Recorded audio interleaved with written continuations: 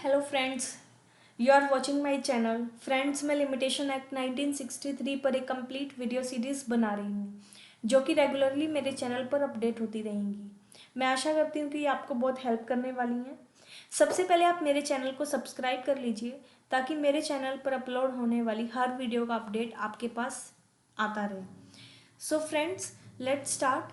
What is all about the limitation act 1963।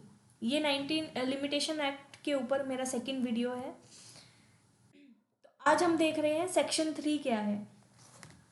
Friends, basically section 3 ये कहता है कि कोई भी सूट, अपील और एप्लीकेशन अगर आप after the expiry of prescribe period file करते हैं तो वो अलाउ नहीं किया जाएगा। मीन्स वो सूट, एप्लीकेशन और अपील बार्ड हो जाएगा, उसके ऊपर बार ऑफ लिमिटेशन लग जाएगी। ठीक है, अब इसको एक एग्जाम्पल से समझ लेते हैं कि ये कैसे होता है। मीन्स इसका प्रैक्टिकल प्रोसीजर क्या रहता है। अब कोई भी सूट फाइल होता है तो उसके लिए जो प्लेंटिफ है वो अपनी एक प्लेंट डॉक्यूमेंट्स के साथ प्रॉपर ऑफिसर जो होता है कोर्ट में उसके पास प्रेजेंट करता है। अब जो प्लेंट होती है, प्लेंट का रिप्लाई डिफेंडेंट को रिटर्न स्टेटमेंट में करना होता है।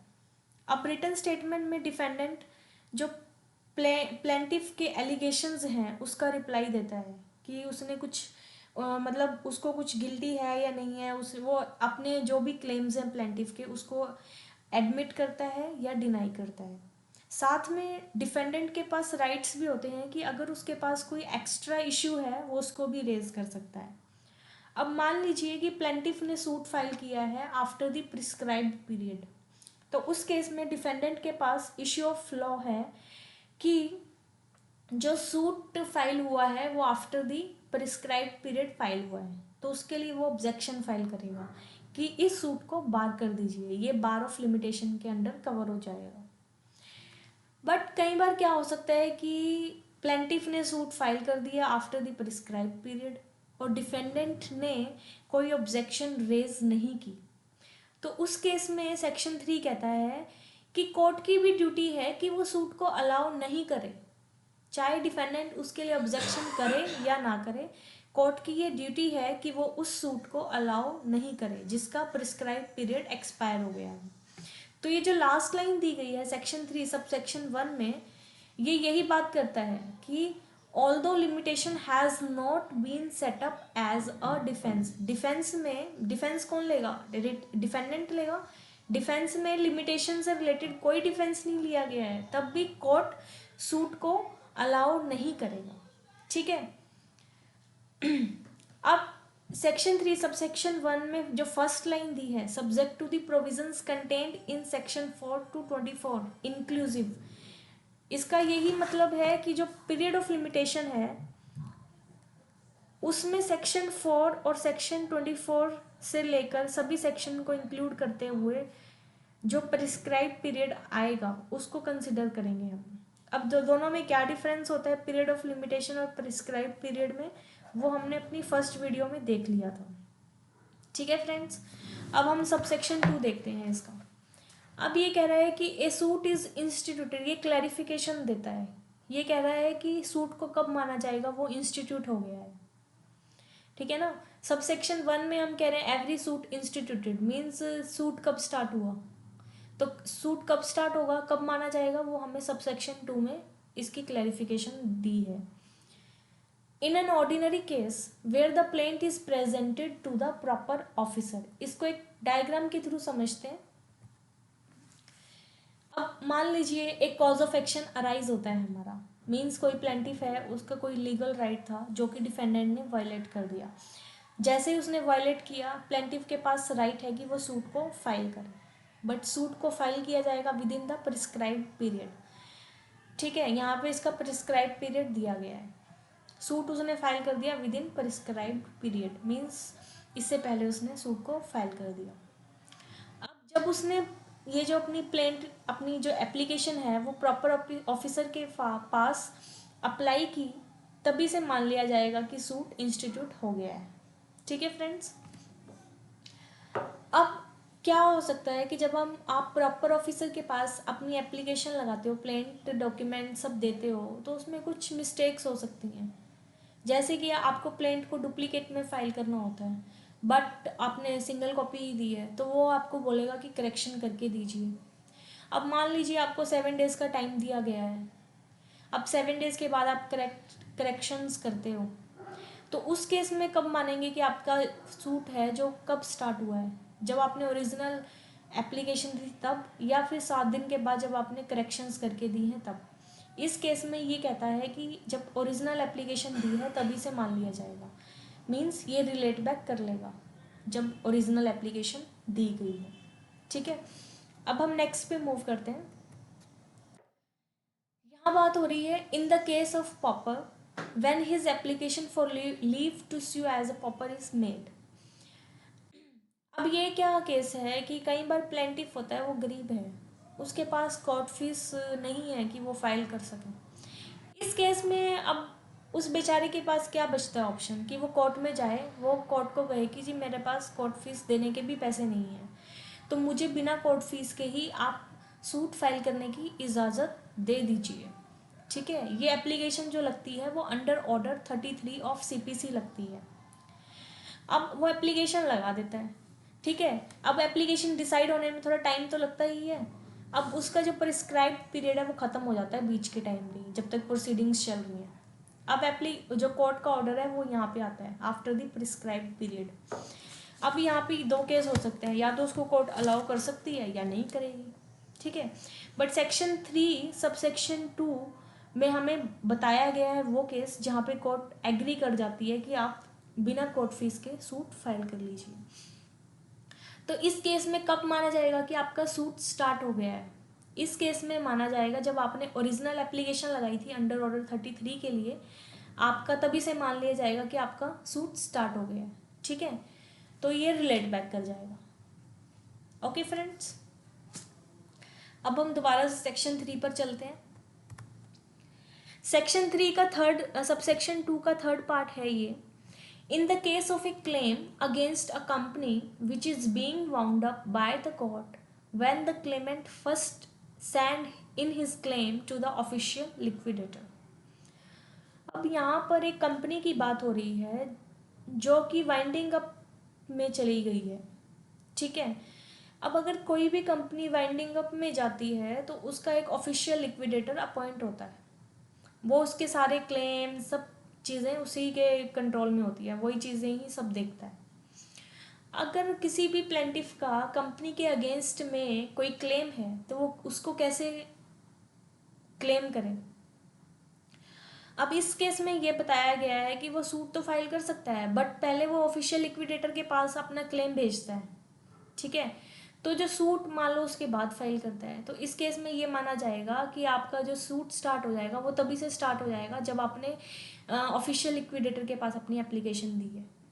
ठीक है, अब बी पॉइंट देखते हैं। यहाँ पे बात हो रही है सेट ऑफ की और काउंटर क्लेम की। Any claim by way of set off और a counter claim shall be treated as a separate suit and shall be deemed to have been instituted। अब इस पॉइंट को समझने से पहले आपको समझना होगा कि सेट ऑफ किसे कहते हैं और काउंटर क्लेम किसे कहते हैं। फ्रेंड्स, सेट ऑफ को समझने के लिए हम एक एग्जाम्पल लेते हैं। एक प्लेंटिफ है, एक डिफेंडेंट है। प्लेंटिफ ने डिफेंडेंट के अगेंस्ट सूट फाइल किया और उसने उसमें क्लेम किया कि मुझे डिफेंडेंट से 1 लाख रुपीस लेने हैं। ठीक है, अब डिफेंडेंट कहता है कि ठीक है 1 लाख रुपीस मुझे देने हैं प्लेंटिफ के, बट मुझे भी प्लेंटिफ से 80,000 रुपये लेने हैं। तो वैसे तो मैं 80,000 के लिए अलग से सूट फाइल कर सकता हूँ, मैं एक सेपरेट सूट फाइल कर सकता हूँ, बट क्योंकि यहाँ पे मेरा और प्लेंटिफ का पहले ही एक केस चल रहा है जिसमें मुझे प्लेंटिफ के 1 लाख रुपए देने हैं, तो मैं इसी सूट में अपने 80,000 रुपये का सेट ऑफ क्लेम करता हूँ। अब मैं प्लेंटिफ को उसके 20,000 वापस कर दूंगा, मेरे 80,000 काट के मैं उसके 20,000 वापस कर दूंगा। तो यहाँ पे वो कह रहा है कि मेरे 80,000 रुपये को सेट ऑफ कर दिया जाए। ठीक है फ्रेंड्स, आई थिंक आपको अब समझ आ गया होगा इसमें कि यहाँ पे प्लेंटिफ डिफेंडेंट से क्लेम कर रहा है कि मुझे 1 लाख रुपए लेने हैं और डिफेंडेंट भी कहता है कि मुझे भी प्लेंटिफ से पैसे लेने हैं, तो मेरा जो क्लेम है 80,000 का, 80,000 रुपये का उसको सेट ऑफ कर दो। तो सेट ऑफ हमेशा a certain some of money के लिए होता है। एक पॉइंट हमेशा ध्यान रखना, ये कोई और राइट्स के लिए नहीं होता, सिर्फ सम ऑफ मनी के लिए होगा, a certain some of money. अब जो सेट ऑफ है उसको एक तरह से सेपरेट सूट माना जाएगा, it will be deemed as a separate suit. ठीक है, अब इसका भी कुछ टाइम होगा कि इसको इतने टाइम में ही आप रिकवर कर सकते हो। ठीक है, 3 साल का लगा लीजिए। अब इसके लिए कब से स्टार्ट करेंगे कि आपका जो सेट ऑफ का क्लेम है वो कब से आपने उसके लिए एप्लीकेशन स्टार्ट की है, उसके लिए उसका क्लेम कब से माना जाएगा कि आपने फाइल कर दिया है। जो बी में फर्स्ट पॉइंट है उसमें बोला गया है in the case of a set off on the same date as the suit in which the set off is pleaded. इसको समझने के लिए एक एग्जाम्पल ले लेते हैं। ठीक है, ये देखिए, यहाँ पे मैं कह रही हूँ कि कॉज ऑफ एक्शन प्लेंटिफ का डिफेंडेंट के अगेंस्ट 1,00,000 रुपए के लिए यहाँ से स्टार्ट हुआ, उसके पास था प्रिस्क्राइब पीरियड यहाँ तक। प्लेंटिफ ने डिफेंडेंट के अगेंस्ट में सूट फाइल किया यहाँ पर। ठीक है, अब जो डिफेंडेंट है उसने रिटर्न स्टेटमेंट यहाँ फाइल की जिसमें उसने कहा कि मुझे भी 80,000 रुपये प्लेंटिफ से लेने हैं, तो उसने सेट ऑफ भी साथ में लगा दिया। अब इसके लिए कब माना जाए कि ये इसका सेट ऑफ कब स्टार्ट हुआ है, तो ये जो हमारा सब सेक्शन 2 का पार्ट बी में जो बताया गया है कि इसको रिलेट बैक कर लेंगे हम, ये तब से माना जाएगा कि इसकी एप्लीकेशन तभी लग गई थी जब ओरिजिनल सूट प्लेंटिफ ने फाइल किया था। ठीक है, ये एक हम लगा सकते हैं लीगल फिक्शन क्रिएट कर रहे हैं यहाँ पर एक तरह से। ठीक है फ्रेंड्स, सेट ऑफ तभी से स्टार्ट हो जाएगा जब ओरिजिनल सूट स्टार्ट हो गए। तो इसका बेनिफिट ये है कि अगर आपका प्रिस्क्राइब पीरियड यहाँ पे ख़त्म हो जाता है, मान लीजिए यहाँ पर, तो आप यहाँ पे अगर इसी को स्टार्ट करते तो ये बार हो जाता, लेकिन आपका क्योंकि रिलेट बैक करता है तो आपका अलाउड है। ठीक है फ्रेंड्स, अब चलते हैं वापस। काउंटर क्लेम भी सेम ही है, इसमें बस डिफरेंस ये है काउंटर क्लेम में आप कोई भी राइट को क्लेम कर सकते हैं, यहाँ पे सिर्फ सम ऑफ मनी की बात नहीं होती है, यहाँ पे आप दूसरे राइट्स भी क्लेम कर सकते हैं। ठीक है, तो काउंटर क्लेम का राइट जो आप एक सूट चल रहा है प्लेंटिफ और डिफेंडेंट के बीच में, उसमें डिफेंडेंट भी अपना कोई क्लेम लेना चाहता है, क्लेम करना चाहता है, उसका भी कोई क्लेम है जो वो क्लेम करना चाहता है, तो वो कब से माना जाएगा कि स्टार्ट होगा। इस केस में उल्टा है, इसमें तभी से माना जाएगा जब काउंटर क्लेम कोर्ट में लगाया गया है, काउंटर क्लेम की एप्लीकेशन स्टार्ट हुई है, ये रिलेट बैक नहीं करेगा। ठीक है, अब हम सी पॉइंट पे चलते हैं। सी पॉइंट कहता है कि application by notice of motion in a high court is made when the application is presented to the proper officer of the court. अब application by notice of motion क्या होता है, इसमें एक्चुअली क्या होता है कि अगर मान लो प्लेंटिफ है, वो कोई डिफेंडेंट के अगेंस्ट में उसने कुछ भी फाइल करना है, तो उसमें एक एप्लीकेशन बाय नोटिस की रिक्वायरमेंट है। इसमें क्या है कि उसको 14 डेज का नोटिस डिफेंडेंट को देना होता है।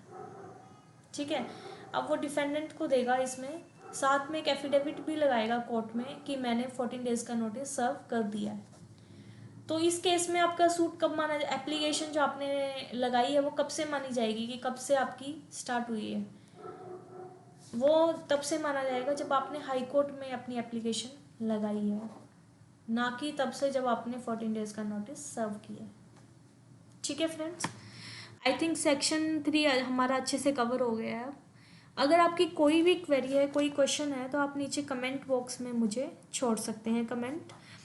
और अगर आपको मेरी वीडियो पसंद आई है तो उसको प्लीज़ लाइक कीजिए, शेयर कीजिए, और मेरे चैनल को सब्सक्राइब करना मत भूलिए, और साथ में जो बेल आइकन दिया गया है उसको भी प्लीज़ प्रेस कीजिए ताकि आपके पास मेरे चैनल पर होने वाली हर वीडियो के अपडेट आते रहें। Okay friends, thank you so much.